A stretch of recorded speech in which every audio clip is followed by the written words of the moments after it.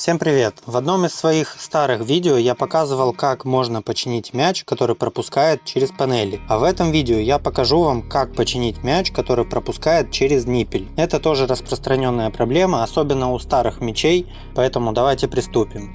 Итак, ремонтировать я буду на примере вот такого вот мяча. Сначала надо убедиться, что мяч спускает именно через ниппель. Для этого просто мыльной водой наносим на ниппель, и как можно видеть, что появляются пузыри. Что ж, мяч спускает только через ниппель, поэтому давайте его поменяем. Итак, для того, чтобы поменять ниппель, нам нужен, во-первых, сам новый ниппель. Выглядит он примерно вот так вот.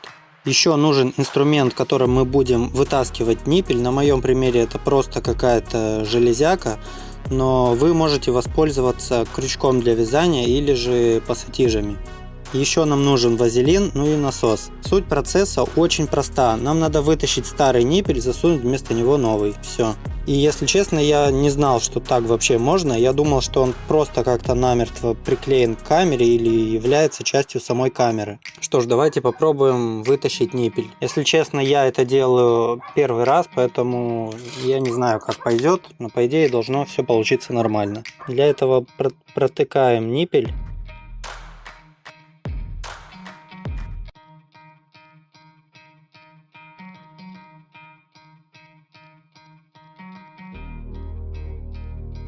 Здесь главное не проткнуть ниппель сильно вглубь, для того, чтобы ниппель потом не остался внутри мяча.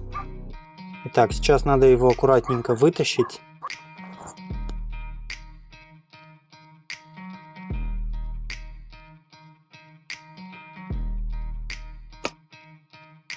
Да. Что ж, вот так вот он выглядит.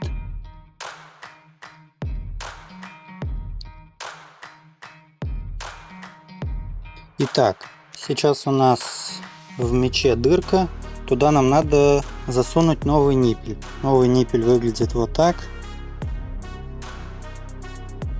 Смазываем немного вазелином ниппель, для того, чтобы он лучше зашел.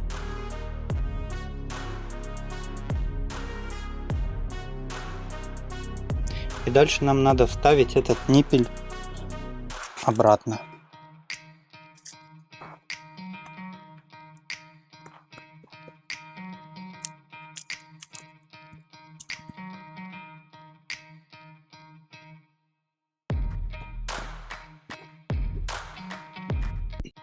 Оп. Да, ниппель встал на место. Что ж, давайте попробуем накачать и посмотрим, держит ли он давление или нет.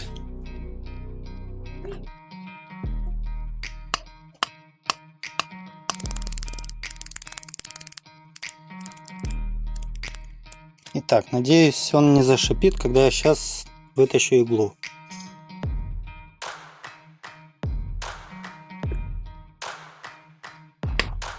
Так, ну как будто бы все хорошо. Проверим мыльной водой.